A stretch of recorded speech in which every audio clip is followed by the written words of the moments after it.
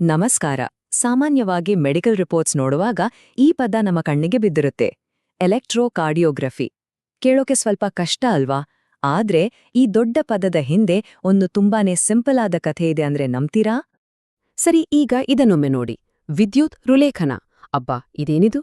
ಮೊದಲಿನ ಪದಕ್ಕೂ ಇದಕ್ಕೂ ಸಂಬಂಧವೇ ಇಲ್ಲದ ಹಾಗೆ ಕಾಣಿಸ್ತಿದೆ. ಆದ್ರೆ ನಿಜವಾಗ್ಲೂ ಹಾಗೇನಾ?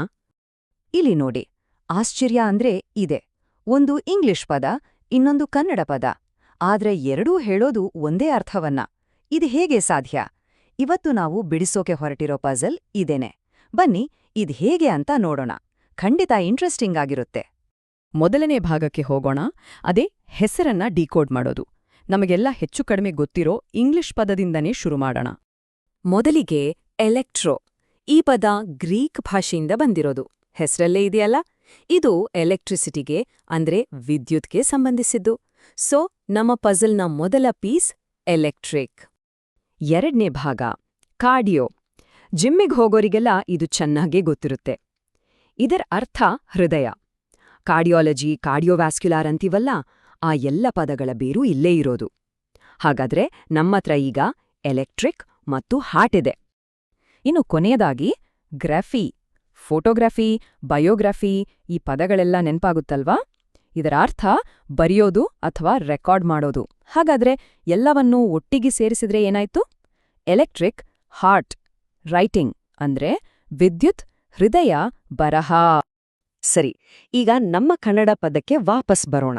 ಮೊದಲನೇ ಭಾಗ ವಿದ್ಯುತ್. ಇದರ ಅರ್ಥ ಗೊತ್ತೇ ಇದೆ, ಎಲೆಕ್ಟ್ರಿಕ್. ಹೌದು, ಶುರುವಾಗಿದೆ ಒಂದೇ ಪಾಯಿಂಟ್ನಿಂದ. ನಡುವೆ ಇರೋದು ಇದು ಹೃದಯ ಅನ್ನೋ ಪದದ ಮೂಲ, ಅಂದ್ರೆ ಹಾರ್ಟ್. ಸೊ ಇಂಗ್ಲಿಷ್ನಲ್ಲಿದ್ದ ಹಾಗೇನೆ ಇಲ್ಲೂ ಕೂಡ ವಿದ್ಯುತ್ ಆಯ್ತು, ಈಗ ಹೃದಯನೂ ಸಿಕ್ತು. ನೋಡಿ ಎಷ್ಟು ಪರ್ಫೆಕ್ಟ್ ಆಗಿದೆ. ಮತ್ತು ಇಲ್ಲಿದೆ ಫೈನಲ್ ಕನೆಕ್ಷನ್, ಕೊನೆಯ ಭಾಗ ಲೇಖನ. ಕನ್ನಡದಲ್ಲಿ ಲೇಖನ ಅಂದ್ರೆ ಬರೆಯುವುದು ಅಂತ ನಮಗೆಲ್ಲ ಗೊತ್ತೇ ಇದೆ. ಸೊ ಇಲ್ಲೂ ಕೂಡ ಸಿಕ್ಕಿದ್ದು ಅದೇ, ಬರಹ ಅಥವಾ ರೈಟಿಂಗ್. ಹಾಗಾದ್ರೆ ಪಾಯಿಂಟ್ ಏನು ಗೊತ್ತಾ?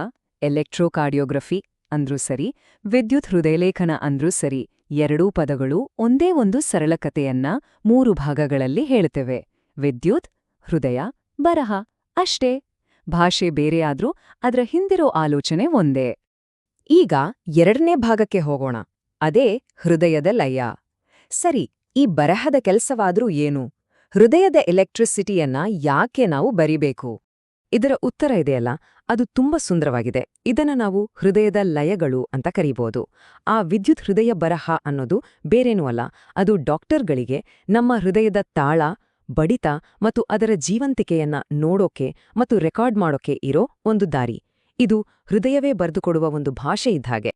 ಮೂರನೇ ಭಾಗ ಭಾಷೆಯೇ ಒಂದು ಕೀಲಿಕೈ. ಇದೆಲ್ಲ ಯಾಕಿಷ್ಟೊಂದು ಮುಖ್ಯ ಅನ್ನೋದು ಈಗ ನೋಡೋಣ. ಇದು ಬರೀ ಒಂದು ಭಾಷೆಯ ಪಾಠ ಅಲ್ಲ. ಹಾಗಾದ್ರೆ ಈ ಇಡೀ ವಿಷಯದಿಂದ ನಮಗೆ ಏನು ಗೊತ್ತಾಗುತ್ತೆ?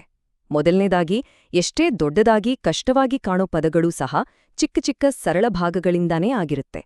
ಎರಡನೇದು, ಇಂಗ್ಲಿಷ್ ಆಗ್ಲಿ ಕನ್ನಡನೇ ಆಗ್ಲಿ, ಭಾಷೆ ಬೇರೆ ಬೇರೆ ಆದ್ರೂ ಅದ್ರ ಹಿಂದಿರೋ ಲಾಜಿಕ್, ಅದ್ರ ಹಿಂದಿರೋ ಕಥೆ ಒಂದೇ ಆಗಿರಬಹುದು. ಮತ್ತು ಇದು ತುಂಬಾನೇ ಮುಖ್ಯ, ಒಂದು ಪದದ ಮೂಲ ಅರ್ಥ ಗೊತ್ತಾದ್ರೆ ಸಾಕು, ಆ ಇಡೀ ಕಾನ್ಸೆಪ್ಟ್ ಎಷ್ಟು ಸುಲಭ ಅನ್ಸುತ್ತೆ ಅಲ್ವಾ? ಆ ಪದವನ್ನ ಬಿಡಿಸಿ ನೋಡಿದಾಗ ಅದ್ರ ಮೇಲಿದ್ದ ಭಯಾನೇ ಹೊರಟೋಗುತ್ತೆ. ಹಾಗಾಗಿ ಇದು ನಮ್ಮೆಲ್ಲರನ್ನೂ ಒಂದು ಕೊನೆಯ ಪ್ರಶ್ನೆಯೊಂದಿಗೆ ಯೋಚನೆಗೆ ಹಚ್ಚುತ್ತೆ. ಎಲೆಕ್ಟ್ರೋಕಾರ್ಡಿಯೋಗ್ರಫಿ ಅನ್ನೋ ಪದದೊಳಗೆ ಇಷ್ಟೊಂದು ಸರಳ ಕಥೆ ಅಡಗಿದೆ ಅಂದ್ರೆ ಇನ್ನು ಬೇರೆ ಯಾವೆಲ್ಲ ದೊಡ್ಡ ದೊಡ್ಡ ಕಾಂಪ್ಲೆಕ್ಸ್ ಅಂತ ಅನ್ಸೋ ಐಡಿಯಾಗಾರು ತಮ್ಮ ಹೆಸರುಗಳಲ್ಲೇ ಇಂತಹ ಸಿಂಪಲ್ ಕಥೆಗಳನ್ನ ಬಚ್ಚಿಟ್ಕೊಂಡು ನಾವು ಬಂದು ಅವುಗಳನ್ನ ಬಿಡಿಸ್ತೀವಾ ಅಂತ ಕಾಯ್ತೀವಿ.